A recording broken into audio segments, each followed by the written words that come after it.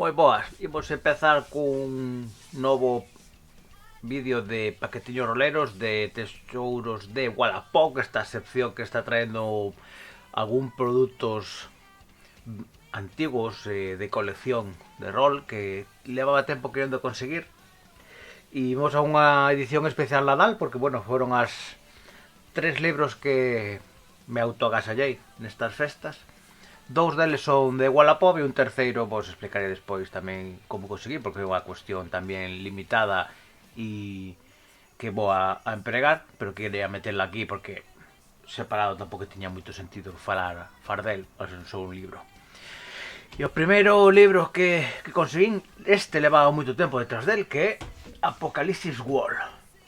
Esta é a orixe dos PBTA, o Power by the Apocalipsis, o libro original de Vincent Baker, publicado por Con Barba cando non dependía de Non Solo Roll. E esa editorial indie que nos empezou a traer aqueles produtos fora do mainstream, e nos trouxo este adiantado, este precursor, esta ferramenta que nos serviu para arrancar toda unha árbore de xogos que hoxe en día estamos xogando cada vez máis xente polo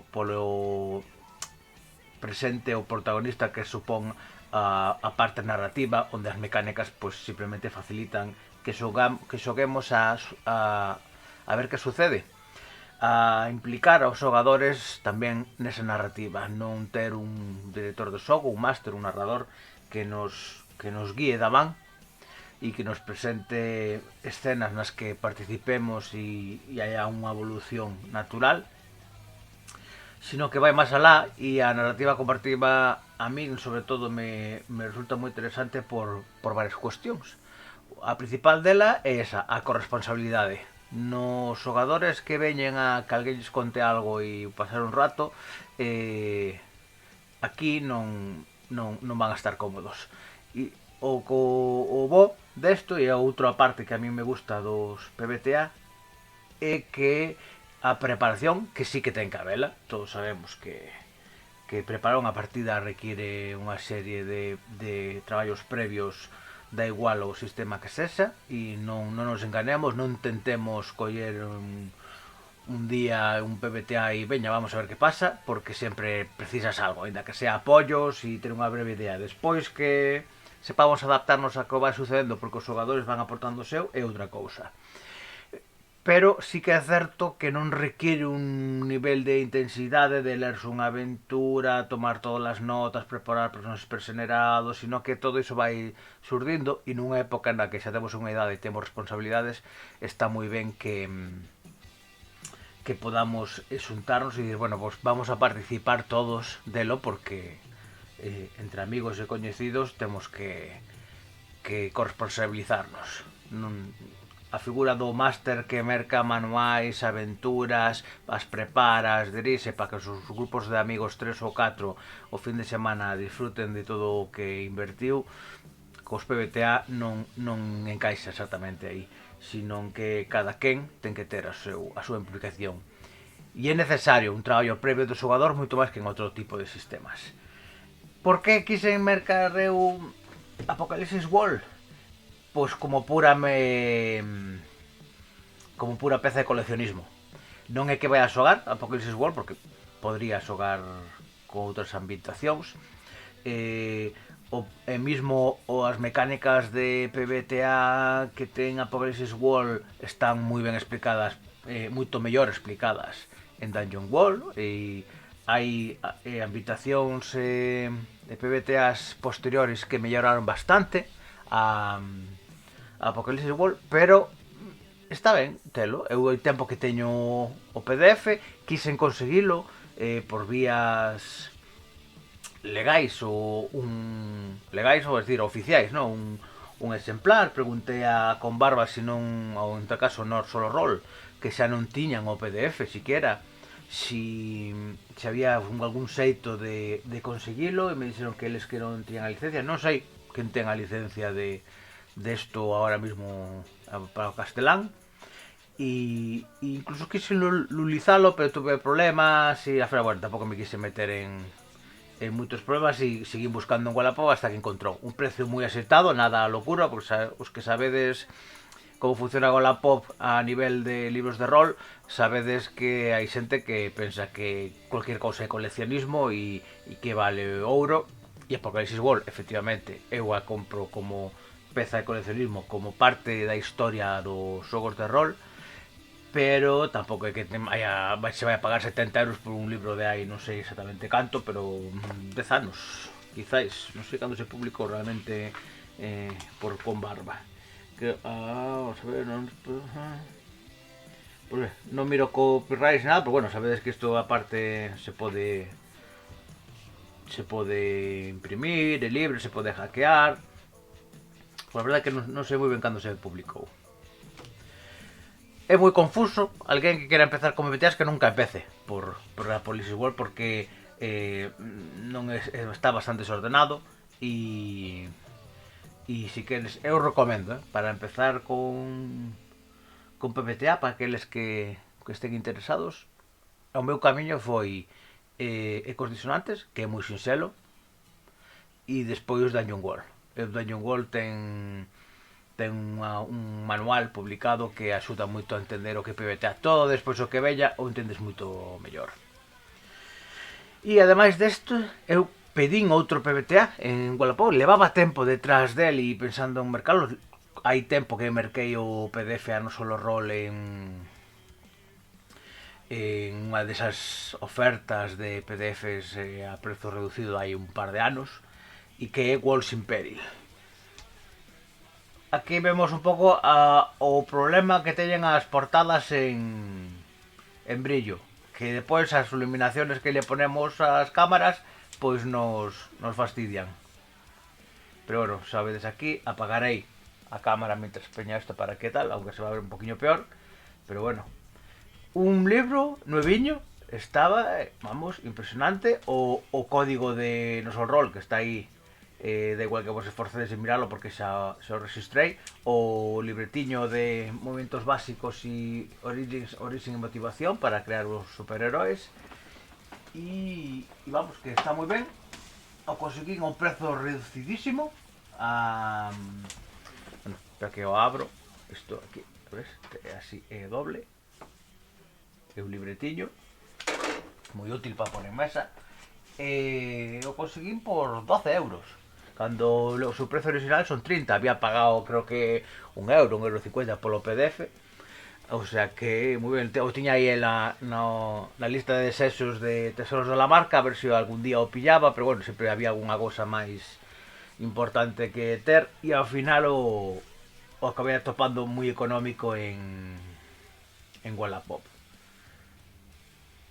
Faltame outro por conseguir, que son sombras urbanas, pero Fantasía Urbana a mí non me gustou tanto, pero o acabarei comprando tamén polo mero coleccionismo e por ler en manual, porque ainda que eu PDF utilizo e para mí é imprescindible, sobre todo para traballar para partidas, para ter en pantalla e preparar resumos e todo isto.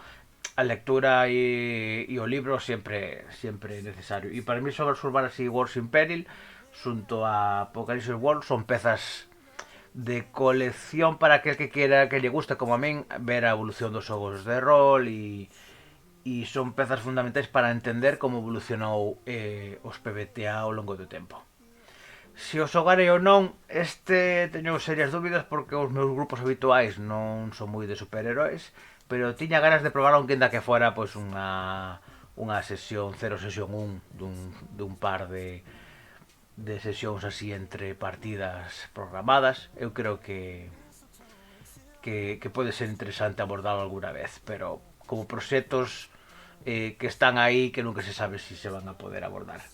E isto último que merquei, que isto que foi xa teño que mercalo como agasallo de Nadal, foi un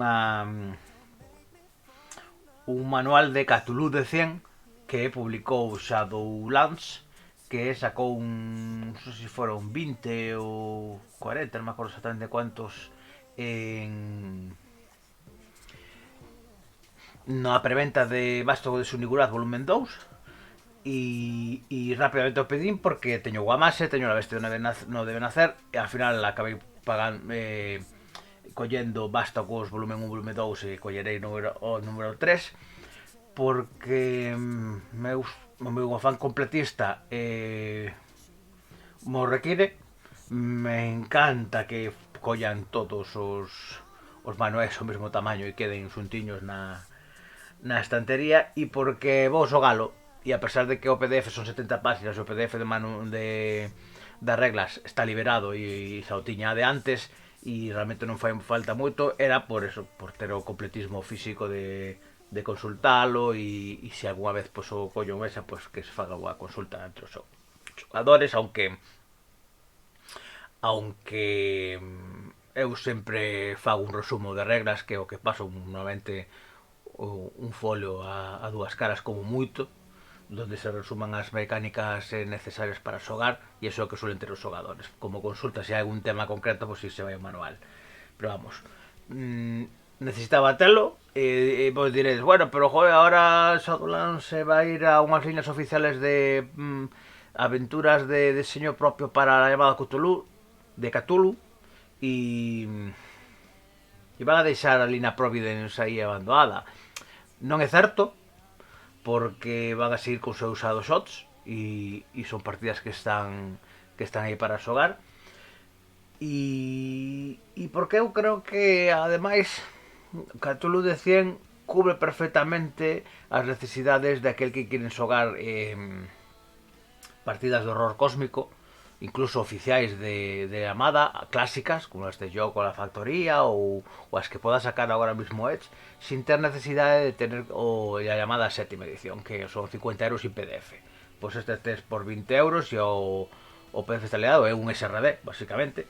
Non son exactamente as mesmas reglas, lógicamente, porque estas son 70 con aventuras, as reglas básicamente son 50 ou así. Ten un sistema alternativo para a cordura, bueno, en esta hora xa non se chama cordura, como é o descenso á locura, sistema clásico de estabilidade mental e o sistema alternativo de tensión, enajenación transitoria. O estuve vendo así por riba e me parece bastante interesante, e vou a adaptalo para as miñas partidas. E outra pregunta, por que Cthulhu de 100 e a mellor non colleras as aventuras que podas ter, como Guamatse, La Bestia de Nacer, incluso Vástago de Sunigurat, las máscaras de Nyarlathotep, todas estas que puedan ser oficiales de la llamada, incluso os Shots, e adaptalas a Ratas a las Paredes, que é moi narrativo. Pois porque eu cheguei á conclusión de que unha partida de horror cósmico orientada a Ratas a las Paredes non é tan facilmente trasladable a Cthulhu de 100, e a inversa. Unha aventura que está pensada para Cthulhu de 100 ou para Cthulhu, para un sistema BRP porcentual, pasalo a Ratas nas Paredes non é a cuestión de modificar estadísticas e onde poner arquivos e bibliotecas poñer unha das habilidades de uns dos atributos de Ratas nas Paredes, que sería ingenio neste caso, non? Non é así.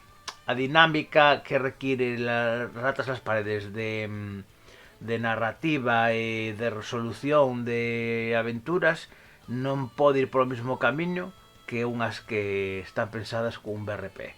Por lo tanto, eu decidín coller a línea de Cthulhu de 100. Teño aí tanto la llamada Cthulhu edición Jock como a edición de la Factoría, e se podría xogar tamén perfectamente, pero quero apostar por Cthulhu de 100, sobre todo porque a parte Shadowlands tamén penso que está facendo as cousas moi ben e me gusta apoiar a xente que fai as cousas ben, e por 20 euriños teño isto, e vou a ter a estantería todo xuntiño as súas aventuras oficiais, e probablemente pois algunhas de que saquen de Cthulhu tamén acabe collendos, porque me parece interesante.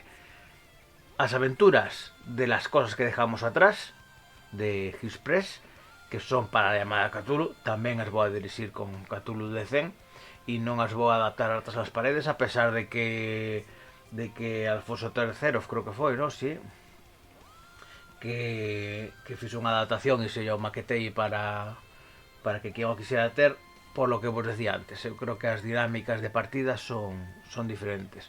Outra cosa que acabe lendoas e decida que esa que por como está adaptada a aventura se pode adaptar a ratas. Entonces o mellor igual sí que tiro por aí. É como esta aventura de non solo rol preparada por seu sistema Itos Matrioska, que levou moito tempo querendo dirixila, xa o lin un par de veces, e me parece moi adaptable a Ratas nas Paredes e probablemente acabe dirixindo Ratas nas Paredes, sino con catolización ou co propio sistema Itos. A pesar de que sabedes que son aventuras autosogables e o sistema xa ben incluído. Pero eu creo que en esa me vou a decidir por Ratas nas Paredes. E bueno, isto é todo o que vos quería enseñar este Pactillos Roleiros edición Nadal, bastante atrasado, porque estou grabando o día 15 cando isto al final o desempaquetei, entre comillas, o día 6, pero bueno, pasar as festas, a readaptarse e cuestiones familiares me impediron facelo antes, e espero que o disfrutedes e deixedes comentarios debaixo e que iniciemos algunha conversa que os pode interesar. Teño pendente de facer un vídeo sobre de análisis roleiro sobre os mecenazgos, que agardo poder facelo antes de que acabe o mes. E tamén teño que subir un par de partidas de sesións de a Las Vegas, que sacábamos o primeiro acto. Estade atentos ás notificacións, que seguramente o suba máis cedo que tarde. E nada, grazas por mirar este vídeo e por aturarme até o final. Pero antes de acabar, quero dicir unha cousa. Unha das sesións de a Las Vegas que vou a subir ten un código de descarga do PDF de Guamache. Estade atentos e se queredes conseguilo, xa sabedes, mirad o vídeo, porque non vou dicir en que parte está, e se o colledes e nadie o colleu antes, para vos que vos queda. Un saúdo e vémonos nas pantallas ou nas mesas. Ata logo.